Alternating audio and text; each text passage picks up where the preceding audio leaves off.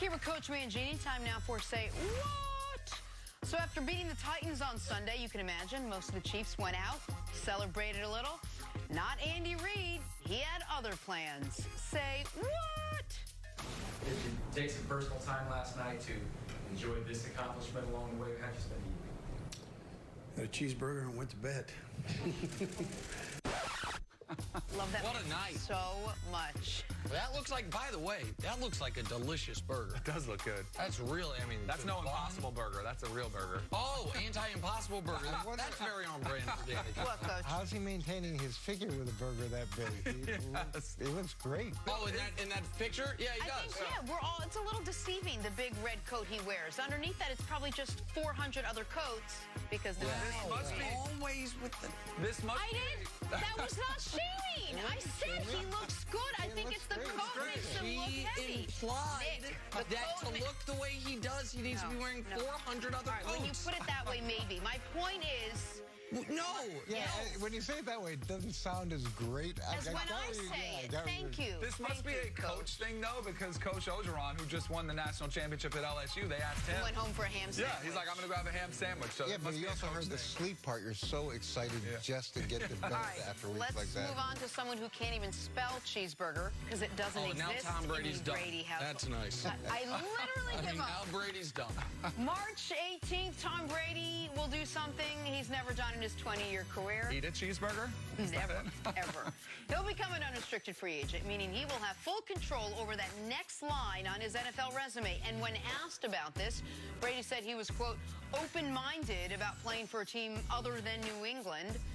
Coach, do the Patriots need Tom Brady more than Tom Brady needs the Patriots?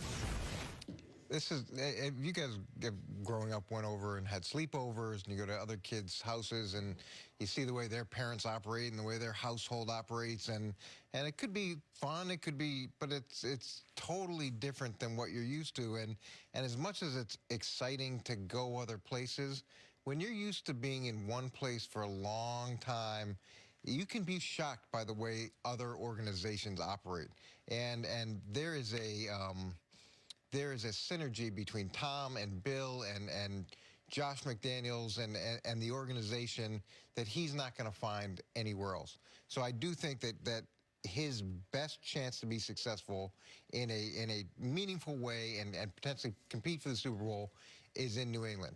Now, the flip side of that is Bill Belichick is really not won without Tom Brady. So it'll be interesting to see whether or not he could, once Tom leaves the house. But Well, to continue your analogy a little differently, I would argue neither needs the other anymore. Listen, the kids are grown, the house is paid for, we've grown apart. But Tom's been living in the basement for 20 years. Yes. He's 45 years old. Exactly. He has, or and you know 43 what? years old. And he's had enough boot camp. And maybe he wants at the end of his career a little summer camp. And maybe he does go to the friend's house and he's like, wow, bedtime's not at 7 p.m., Jenna.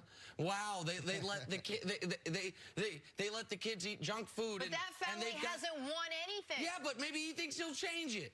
Or maybe, you know what? Maybe he's won enough. And winning would be nice, but it's not the only thing. And maybe he also thinks we ain't winning right here in New England either. We just got beat by the fighting Ryans, Fitzpatrick and Tannehill, in consecutive weeks to end our season. Bill Parcells was on the treadmill next to me, and that's not the start of a joke. We were actually on the treadmill together at one point, and he said to me, Eric, how much do you think is enough? And I said, Bill, I don't know, but I'd like to find out. And he said, it's always twice as much as you have. And then you said, maybe he's had enough winning. I don't think that anybody who's inherently as competitive as he is has ever had enough winning. I agree, but just to follow up, and I apologize, Nanny, but that can't just be about winning. It's also maybe about money at some point. Maybe it's also about respect. Maybe it's about stats. And maybe it's, I know those have not been at the forefront for him, and I give him, it's part of why he is who he is. But priorities change as different things happen, and maybe when he sees that, wait, Joe Flacco makes more than me? And wait, Drew Brees is breaking all the records that I thought I was going to break.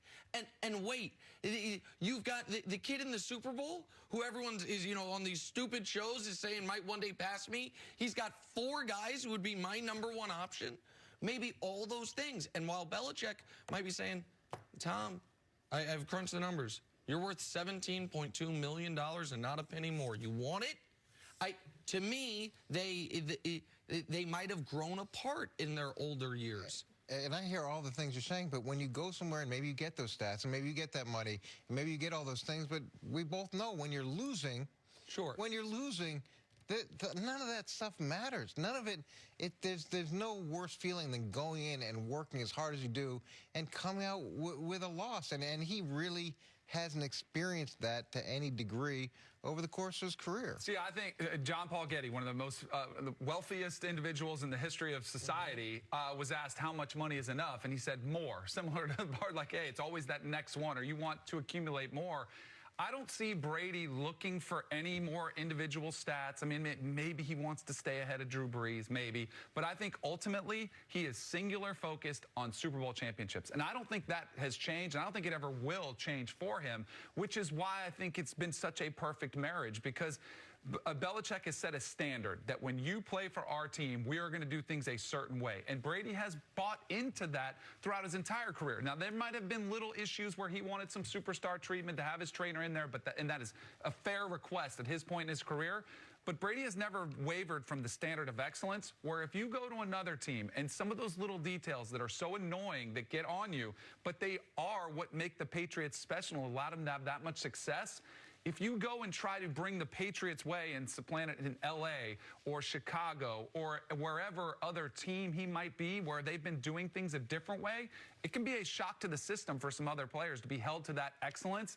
And I don't know if it might not translate. And that could be a worst-case scenario. That's why I think Brady is singular focused on the Super Bowl. And it's almost impossible to translate in year one. And right. And if you're the only advocate of it. In New England, he's got obviously him and Bill and history and Josh McDaniels and Dante Scarnecchia, and right on the line, you go somewhere else and you're the only one that understands how things are supposed to work, and he'll talk about working with younger receivers or working with younger players. He has the luxury to do that because everything else is being handled. But Nick makes such a good point, and you bring this up all the time. The Patriots may not want him back. The Patriots themselves may want to move on from Tom Brady. It's not like he can walk back in and say, fine, I'll take the job. Yeah, I mean, it's just, and I think I think they would take him back at a price. At a price. I don't know what the price is, and maybe the price has adjusted or vacillated over the last 8 months. But no one can get around this fact. Tom Brady, the greatest quarterback ever, coming off his 6th championship, 1 year removed from his 3rd league MVP, coming off 3 consecutive Super Bowl appearances where they won 2, and the one they lost, he threw for 500 yards. After, in consecutive years, making $15 million and $15 million, went to the team and said, I've done everything you could ever ask of any athlete. It is a personal goal of mine to play until I am 45 years old. I currently have a contract that only takes me until I'm 42 years old. I would like a contract extension. And that team, with all the exact same people in charge, said no. Continue to prove it. And he followed that up with the worst year of his career. I would feel very differently about this if after they said no, he followed it up by 3rd place in the MVP finish. Another year where even if they don't win the Super Bowl, they win a playoff game. Instead, they don't get a bye. They lose in the 1st round. He has the worst year he's had arguably ever, certainly in the last 15 years. Why would the team that didn't want to pay him accordingly a year ago, now when his argument is far weaker, all of a sudden want to pay him? And the point you're making that none of it is fun if you're not winning, or not nearly as fun. I believe Brady thinks I'll win, not anywhere, but almost anywhere. Let me find a place. I don't think he's going to pick a team that got terrible at everything. But let me go to a Chargers team that a year ago won 12 games, that has these weapons, that has a respected coach, and let me work within that system and elevate them. Tennessee already has the Patriot way to a degree, I would imagine, with Vrabel, right? Like, he's got to install his own thing there if they move on from Tannehill. I just think that the signs have been pointing towards this, where both parties might just say, listen, we'll stay friends, but we're better off not together anymore. Yeah, that could definitely happen, but and it would be really interesting to watch happen. I just don't think it's the best decision for either side. All right, let's break. Coach, stick around. Coming up, is Jimmy Garoppolo good enough to carry the Niners in Super Bowl 54? That's next on First Things First.